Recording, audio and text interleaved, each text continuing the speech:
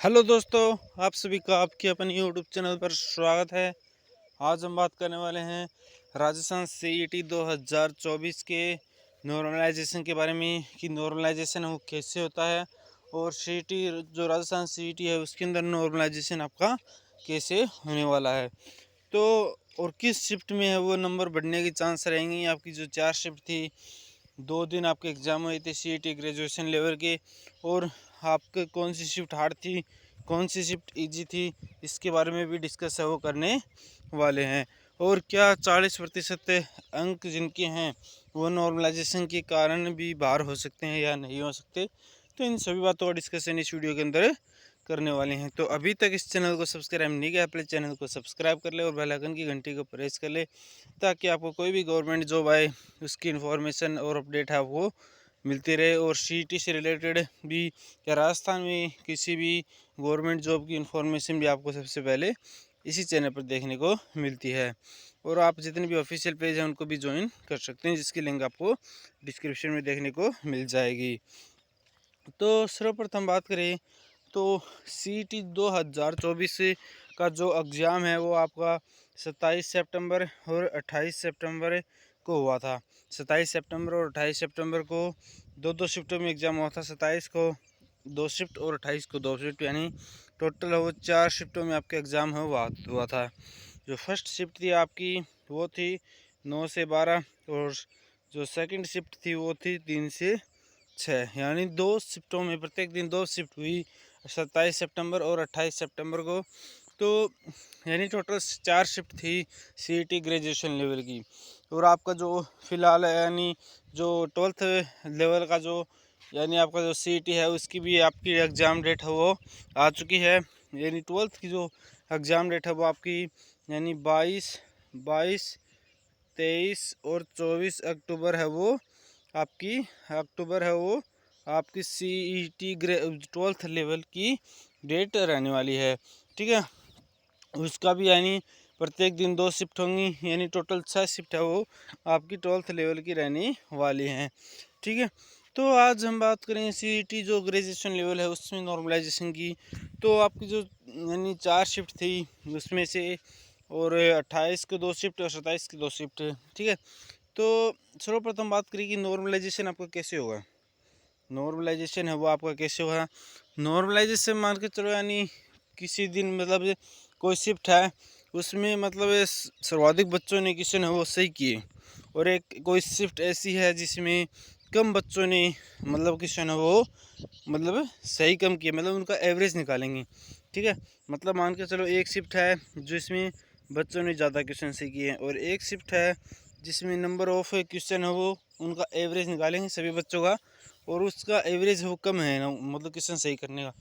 तो उन दोनों को इक्वल करने के लिए उन दोनों को मतलब दोनों शिफ्टों को इक्वल करना है। ठीक है, तो क्या करेंगे, यानी एक शिफ्ट वाली मतलब नंबर घटाने की तो चांस बहुत कम रहते हैं।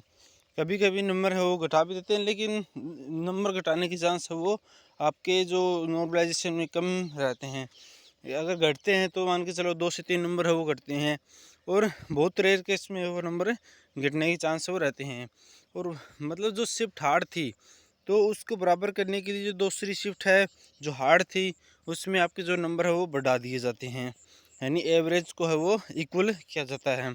नॉर्मलाइजेशन तभी होता है जब एग्ज़ाम हो वो शिफ्टों में हुआ हो, यानी जब कोई भी एग्ज़ाम हो किसी चरण में करवाया जाता है, शिफ्ट में करवाया जाता है, तो उसके लिए नॉर्मलाइजेशन की आवश्यकता होती है, क्योंकि सभी बच्चों को इक्वल करने के लिए नॉर्मलाइजेशन वो किया जाता है, ताकि कोई भी शिफ्ट हार्ड नहीं रहे, सभी को इक्वल माना जाए। जैसे कि कभी कभी किसी शिफ्ट में अच्छे क्वेश्चन आ जाते हैं, इजी क्वेश्चन आ जाते हैं, और किसी शिफ्ट में हार्ड क्वेश्चन आ जाते हैं, जिसके कारण जो दूसरी शिफ्ट वाले बच्चे हैं जिसकी शिफ्ट हार्ड थी वे बच्चे क्वेश्चन नहीं कर पाते हैं सही, और जो जिस शिफ्ट में इजी क्वेश्चन थे वो बच्चे अच्छे नंबर ले आते हैं। तो दोनों में डिफरेंस हो गया, तो जिसके कारण शिफ्ट होती है ना, कोई भी एग्ज़ाम हो जिसमें शिफ्ट होंगी उसमें नॉर्मलाइजेशन होगा ही। ठीक है, तो उसी प्रकार सीईटी में टोटल 4 शिफ्ट थी। ठीक है, CET graduation level RSSB CET graduation level में टोटल 4 शिफ्ट थी 27 और 28 सितंबर को। तो उसमें कुछ शिफ्ट इजी थी और कुछ शिफ्ट हार्ड थी, तो जिसके कारण है वो नॉर्मलाइजेशन तो कम ज़रूर होगा, क्योंकि कोई भी एग्ज़ाम हो तो शिफ्ट वाइज होगा तो नॉर्मलाइजेशन तो होना ही है। तो बात करें अगर, तो जो शिफ्ट हार्ड थी और जो शिफ्ट इजी थी, उन दोनों को इक्वल करने के लिए सभी जो बच्चों ने क्वेश्चन किए हैं, करेक्ट क्वेश्चन किए हैं, उन सभी बच्चों का एवरेज निकाला जाएगा और दोनों को इक्वल करने के लिए जिस शिफ्ट में जो शिफ्ट हार्ड थी उसमें नंबर को बढ़ाया जाएगा। जिन बच्चों की शिफ्ट हार्ड थी उन बच्चों के नंबर को बढ़ाया जाएगा, और जिन बच्चों की शिफ्ट इजी थी तो किसी रेयर केस में उनके नंबर है वो, अगर ज़्यादा ही शिफ्ट इजी थी तो उनके नंबर है वो घटा भी सकते हैं। वो किसी यदि ज़्यादा शिफ्ट इजी होगी ना, तभी है वो क्वेश्चन वो घटाते हैं, नंबर घटाते हैं, अन्यथा नंबर है वो इजी यानी इजी शिफ्ट हो उसमें भी बहुत कम चांस रहते हैं कि नंबर आपके घटें। तो जिसके कारण अब की बार बात करेंगे कि कौन सी शिफ्ट इजी थी, कौन सी शिफ्ट है वो हार्ड थी। तो यानी आपका जो एग्ज़ाम है ग्रेजुएशन लेवल 27 और 28 सितंबर को एग्ज़ाम हुआ, 2 शिफ्टों में एग्ज़ाम हुआ, 1 और 2, 1 और 2 आपका जो शिफ्ट थी उसमें बात करें, अगर आपकी हार्ड शिफ्ट की बात करें तो डेफिनेटली है वो 28 तारीख की शिफ्ट है वो थोड़ी 27 की जो शिफ्ट थी उनकी तुलना में थोड़ी सी हार्ड थी, और जो सेकंड शिफ्ट थी वो तो मतलब सर्वाधिक आपकी हार्ड है वो मानी जा रही है। तो आपकी जो सर्वाधिक जो नंबर बढ़ेंगे वो 28 तारीख की सेकंड शिफ्ट के नंबर बढ़ेंगे, यानी अगर सर्वाधिक नंबर बढ़ेंगे वो 28 तारीख की सेकंड शिफ्ट के, अगर उससे कम नंबर बढ़ेंगे 28 की सेकंड की तुलना में वो 28 की फर्स्ट शिफ्ट रहने वाली है, और उससे 28 की फर्स्ट शिफ्ट से कम नंबर बढ़ेंगे वो आपकी 27 की सेकंड शिफ्ट है, और जिसमें सबसे कम नंबर बढ़ सकते हैं वो है 27 की फर्स्ट शिफ्ट। ठीक है, यानी आप मान कर चलो 27 की फर्स्ट शिफ्ट में आपके सबसे कम नंबर बढ़ेंगे, और 27 की आपकी जो सेकंड शिफ्ट है उसमें आपके सर्वाधिक नंबर बढ़ने के चांस रहने वाले हैं। तो आप देख सकते हैं कि आपकी जो 27-28 की तारीख की जो CET ग्रेजुएशन लेवल है उसकी जो टोटल 4 शिफ्टें थी उसकी किस शिफ्ट में नंबर बढ़ने के चांस सर्वाधिक रहने वाले हैं। फिर नेक्स्ट बात करें, नेक्स्ट आपका मानकर चलो आप यदि किसी शिफ्ट में यानी बच्चों की जो बच्चों का जो एवरेज है वो कितना आ रहा है, यानी मानकर चलो 170 आ रहा है किसी शिफ्ट का, और दूसरी शिफ्ट है मानकर चलो बी शिफ्ट, मानकर चलो उसका एवरेज आ रहा है आपका 150 एवरेज आ रहा है। ठीक है, तो 150 एक शिफ्ट का एवरेज आ रहा है और 170 एक शिफ्ट का एवरेज आ रहा है, तो इन दोनों शिफ्ट का नॉर्मलाइजेशन होगा, क्योंकि इन दोनों जो जो शिफ्टों के एवरेज में है वो डिफरेंस है, तो जिसके कारण यानी जो 170 वाली शिफ्ट है उसको इक्वल करेंगे जो सेकंड शिफ्ट थी, यानी ए शिफ्ट में 170 थे एवरेज, और जो बी शिफ्ट थी उसमें जो 150 थे यानी 150 थे उसको, यानी दोनों शिफ्टों को इक्वल करने के लिए जो बी शिफ्ट है उसके नंबरों में आपकी बढ़ोतरी रहने वाली है, एवरेज में बढ़ोतरी होगी, वैसे बढ़ोतरी नहीं होगी। तो यानी एवरेज है वो उसमें बढ़ोतरी है वो की जाएगी ताकि दोनों शिफ्टों को इक्वल किया जा सके, किसी भी शिफ्ट में भेदभाव नहीं हो, सभी बच्चों को है एक समान माना जाए। तो जिसके कारण है वो दोनों शिफ्टों को इक्वल करने के लिए उसमें नॉर्मलाइजेशन की आवश्यकता होती है। शिफ्ट में यदि कोई एग्ज़ाम होगा तो उसमें नॉर्मलाइजेशन हो कन्फर्म होगा, क्योंकि प्रत्येक शिफ्ट है वो सेम नहीं रहती है, कोई ना कोई शिफ्ट है वो हार्ड इजी ज़रूर रहती है।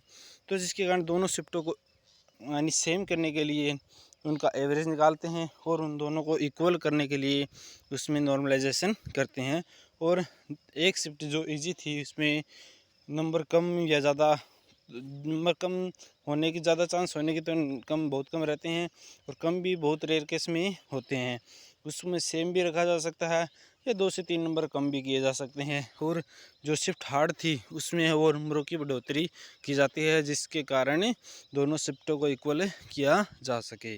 तो ये हो गया आपका CET graduation level 2024 RSSB CET Rajasthan CET है ग्रेजुएशन लेवल, उसकी नॉर्मलाइजेशन के बारे में। तो जिन बच्चों की मानकर चलो यानी जिस मान के चलो किन बच्चों के 40% अंक आ रहे हैं, यानी 120 अंक यानी 60 क्वेश्चन बच्चों के सही हो रहे हैं। और उनकी मानकर चलो फर्स्ट शिफ्ट थी 27 की, तो बहुत यानी थोड़ा बहुत चांस रहता है उनकी बाहर होने का। यानी बहुत रेयर केस में है कि वो बच्चे बाहर हो सकते हैं, क्योंकि नॉर्मलाइजेशन होगा। अगर शिफ्ट एवरेज में यदि बहुत ज़्यादा शिफ्ट इजी लगी तो वो 2 से 3 नंबर वो घटा भी सकते हैं। अगर ज़्यादा इजी नहीं हुई तो मानकर चलो आपके नंबर बढ़ने जो घटने के चांस है वो कम हो जाते हैं, आपके नंबर है वो घटते। यानी अगर ज़्यादा इजी नहीं होगी ना तो नंबर है वो नहीं घटेंगे। अगर ज़्यादा इजी निकली इजी एवरेज निकालने पर तो आपके नंबर वो घटने के चांस है वो रहते हैं। और जो 40% हैं जो 120 नंबर पर अटके हुए हैं वो बाहर हो सकते हैं। और मान लो वो तो एवरेज निकालने पर डिपेंड करता है कि कितनी इजी थी शिफ्ट, उस आधार पर वो नंबर घटेंगे बढ़ेंगे। ठीक है, तो जिन बच्चों के 40% है उनके लिए मतलब वो बाहर भी हो सकते हैं और बाहर नहीं भी हो सकते हैं। तो ये होगा 40% अंक वालों के लिए। ठीक है, तो आपको हमने बता दिया कि नॉर्मलाइजेशन कैसे होता है, किस शिफ्ट को ज़्यादा फ़ायदा होगा, और 40% अंक वाले बाहर हो सकते हैं नहीं हो सकते ये भी आपको हमने बता दिया। और यदि वीडियो अच्छा लगा तो इस वीडियो को ज़्यादा से ज़्यादा शेयर करें और इस चैनल को सब्सक्राइब जरूर कर लें, ताकि आपको CET से रिलेटेड राजस्थान में कोई भी गवर्नमेंट जॉब है या सेंट्रल गवर्नमेंट में कोई भी गवर्नमेंट जॉब है उसकी इन्फॉर्मेशन और अपडेट आपको सबसे पहले इसी चैनल पर देखने को मिलती है। और जो हमारे जितने भी ऑफिशियल पेज हैं उनको भी ज्वाइन कर लें। और कोई कन्फ्यूज़न हो तो आप हमें कमेंट करके पूछ सकते हैं, और हमारे ऑफिशियल पेज पर भी आप हमें पूछ सकते हैं। थैंक यू एंड जय हिंद।